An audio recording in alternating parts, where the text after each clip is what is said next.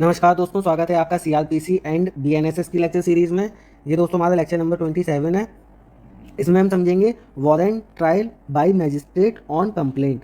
जो हम लोगों ने फर्स्ट पार्ट देखा था उसमें दोस्तों warrant trial by magistrate on police report हो रहा था। इसमें क्या है दोस्तों, ऑन कंप्लेंट है। इसमें सबसे पहले एक इंपॉर्टेंट केस लॉ देखते हैं दोस्तों। केस का नाम है दोस्तों स्टेट ऑफ गोवा वर्सेस जोश मारिया एल्बर्ट वेल्स। इसमें दोस्तों सुप्रीम कोर्ट ने कहा था prosecution evidence is taken first. मतलब कि आपको याद होगा कि हम लोग प्रोसिक्यूशन एविडेंस थोड़ा बाद में जाकर लेते थे, मतलब कि प्ली ऑफ गिल्ट के बाद जाकर लेते थे प्रोसिक्यूशन एविडेंस। पर इसमें हमको सबसे पहले प्रोसिक्यूशन एविडेंस लेना पड़ेगा। वो क्यों लेना पड़ेगा मैं आपको भी समझाता हूँ।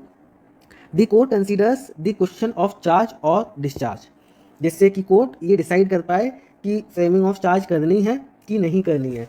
अब आप ये बताइए कि इन्फॉर्मेंट पुलिस के पास जाएगा, पुलिस इन्वेस्टिगेशन करेगी और पुलिस रिपोर्ट बनाएगी, फिर वो मैजिस्ट्रेट को देगी। ठीक है, फिर मैजिस्ट्रेट क्या चलाएगा, वारंट ट्रायल चलाएगा ऑन पुलिस रिपोर्ट। अब दोस्तों इन्फॉर्मेंट है, वो कंप्लेंट लेकर गया मैजिस्ट्रेट के पास।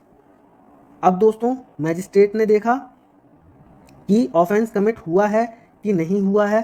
तो आप ये बताइए, क्या पुलिस ने इन्वेस्टिगेशन कर पाई? नहीं कर पाई कंप्लेंट केस में, क्योंकि कंप्लेनेंट तो सीधे चला गया ना मैजिस्ट्रेट के पास।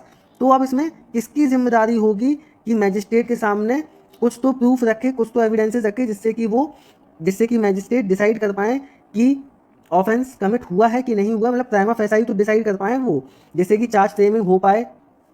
तो अब ये किसकी जिम्मेदारी होगी दोस्तों कि मैजिस्ट्रेट के सामने एविडेंसेस रखे हैं। तो ये किसकी जिम्मेदारी होगी? प्रोसिक्यूशन साइड की जिम्मेदारी होगी। अब प्रोसिक्यूशन की क्यों जिम्मेदारी होगी एविडेंसेस रखने की मैजिस्ट्रेट के सामने? क्योंकि पुलिस तो कर ही नहीं पाई इन्वेस्टिगेशन, तो एविडेंसेस कौन लाएगा दोस्तों? प्रोसिक्यूशन साइड लाएगी। इसीलिए सुप्रीम कोर्ट ने हेल्ड किया था कि prosecution evidence is taken first. सबसे पहले जो कंप्लेनेंट है, जो प्रोसिक्यूशन साइड है, वो एविडेंसेस रखेगा, जिससे कि कोर्ट ये कंसीडर कर पाए, ये डिसाइड कर पाए कि चार्ज करना है या डिस्चार्ज करना है। आशा करता हूँ दोस्तों कि ये आपको समझ आया होगा कि कंप्लेंट केस में और पुलिस रिपोर्ट केस में क्या अंतर होता है। दोनों में अपन ने warrant trial by on police court तो पढ़ ही लिया था। ये है दोस्तों हमारा warrant trial by magistrate on complaint. अब समझते हैं दोस्तों कि स्टेप्स क्या क्या होते हैं। पहला स्टेप है दोस्तों एविडेंस फॉर द प्रोसिक्यूशन। ये किसमें गिवन है? 244 of CrPC and 267 of BNSS. अब ये जो पहला स्टेप है evidence for the prosecution, prosecution सबसे पहले एविडेंस क्यों देगा ये मैंने अभी आपको जस्ट पहले ही बताया है। ठीक है दोस्तों, अब चलते हैं हम लोग सेकंड स्टेप पर। नेक्स्ट स्टेप है दोस्तों हमारा डिस्चार्ज एंड चार्ज। अब डिस्चार्ज किसमें गिवन है दोस्तों?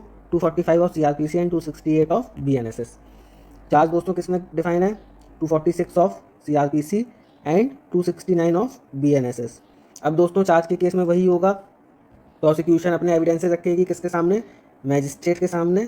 मैजिस्ट्रेट उनको देखेगा, प्राइम ऑफ एसआई डिसाइड करेगा। प्राइम ऑफ एसआई लगेगा मैजिस्ट्रेट को कि हाँ ऑफेंस कमिट हुआ है, तो फिर चार्ज फ्रेमिंग करेगा मैजिस्ट्रेट। अगर मैजिस्ट्रेट को लगेगा कि नहीं ऑफेंस कमिट नहीं हुआ है, प्रोसिक्यूशन एविडेंस सेटिस्फाई नहीं कर पा रहे हैं कि एक्यूज पर्सन ने ऑफेंस किया है, तो फिर डिस्चार्ज कर देगी किसको? एक्यूज पर्सन को। थर्ड स्टेप देखते हैं दोस्तों हम लोग। थर्ड स्टेप है दोस्तों प्ली ऑफ गिल्ट। अब इसमें जब चार्ज फ्रेमिंग हो जाएगी तो फिर क्या किया जाएगा? जो एक्यूज पर्सन है उसको दो ऑप्शन दिए जाएंगे, या तो अपने वो गिल्ट को प्लीड कर ले या फिर ट्रायल चलवाए वो अपने ऊपर। अगर मान लेता है कि उस पर्सन कि हाँ मैंने ही ऑफेंस कमिट किया है, इसका मतलब कि उसने अपना गिल्ट प्लीड कर लिया।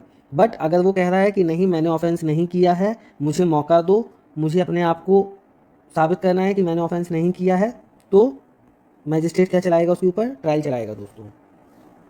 फोर्थ स्टेप है दोस्तों cross examination of prosecution witnesses. Prosecution ने एविडेंसेस तो कुछ दिए थे पहले, जैसे कि मैजिस्ट्रेट प्राइमा फेसाई ये डिसाइड कर पाए कि हाँ चार्ज फ्रेमिंग होनी चाहिए या फिर डिस्चार्ज कर देना चाहिए अक्यूज्ड का। पर क्रॉस एग्जामिनेशन होगा दोस्तों विटनेसेस का बाद में। अब ये जो क्रॉस एग्जामिनेशन होगा ये किससे गवर्न होगा? बेसिक सी बात है दोस्तों, ये अपना इंडियन एविडेंस एक्ट, इसी करस्पॉन्डिंग एक्ट कौन सा है दोस्तों? भारतीय साक्ष्य अधिनियम से गवर्न होगा। अब दोस्तों फोर्थ स्टेप के बाद मतलब कि cross examination of prosecution witnesses के बाद क्या होगा, एविडेंसेस ऑफ रिमेनिंग विटनेसेस, जो भी रिमेनिंग विटनेसेस हैं उनका हम लोग क्या कर लेंगे, उनसे एविडेंसेस ले लेंगे, जो कि गिवन है किसमें, सेक्शन 246 ऑफ सीआरपीसी, और उसी करस्पॉन्डिंग सेक्शन कौन सा है दोस्तों, 269 ऑफ बीएनएसएस।